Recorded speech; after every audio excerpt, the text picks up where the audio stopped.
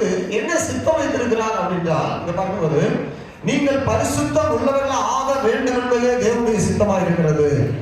அந்தபடி நீங்கள் வேசி மார்க்கத்திற்கு விலகி இருந்துன்னு சொல்லி தொடர்ந்து நிறைய காரியங்களை சொல்றாரு. கவனிங்க, இப்போ ஏன் பரிசுத்தமாவதை அதிகமாக விரும்புகிறாருன்னா, பரிசுத்தமான தேவன், பரிசுத்தத்தை விரும்புகிற தேவன், பரிசுத்தத்தில் வாசம் பண்ணுகிற தேவன், அவர் இருக்கிற இடமும் பரிசுத்தமா இருக்கிறது.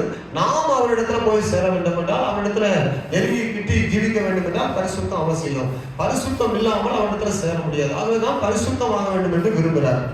அப்போ பரிசுத்தம் என்பதை ஒரு பெருமளவு தவறாக புரிந்து கொள்கிற இந்த உலகத்துல நீங்கள் பரிசுத்தம் என்பதை எப்படி புரிந்து கொள்றீங்க?